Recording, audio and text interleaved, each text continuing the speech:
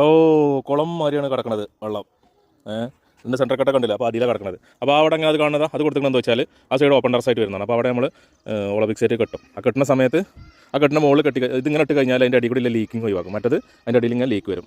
അപ്പോൾ ഇപ്പോൾ ഇനി ഇന്നൊക്കെ 9 ദിവസമായി നമ്മൾ വാർപ്പ് കഴിഞ്ഞിട്ട്.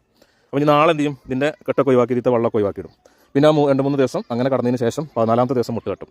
ആ 14ാമത്തെ ദിവസം മുട്ട് തട്ടിയതിന് ശേഷം പിന്നെ 14 ദിവസം കഴിഞ്ഞിട്ട് 28 ദിവസം കഴിഞ്ഞതിന് ശേഷമാണ് ഇതിൻ്റെ മുകളിൽ ഇത് വരും. അപ്പോൾ 28 ദിവസം കഴിഞ്ഞാലുള്ളൂ ശരിക്കും സിമെൻറ്റ് ഉറച്ച് നല്ല ഇതായിട്ട് വരുള്ളൂ. അതുവരെ സിമെൻറ്റ് എന്താവും, അതിൻ്റെ ഇത് കഴിഞ്ഞിട്ടുണ്ടാവില്ല, ഉറപ്പായിട്ടുണ്ടാവില്ല ശരിക്കും. പക്ഷേ എന്താ വെച്ചാൽ 4 ദിവസം കൊണ്ട് തന്നെ സിമെൻറ്റിൻ്റെ ഇത് കഴിഞ്ഞിട്ടുണ്ട്.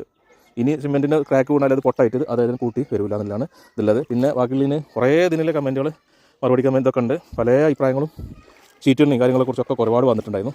അതിനൊക്കെ പാടെ മറുപടി പറയുന്നാലേ നടക്കില്ല. അപ്പോൾ തൽക്കാലം എന്ത് ചെയ്തു, ഇതിൽ കട്ടെ. ഓക്കെ, അപ്പോൾ ഇനി ഇത്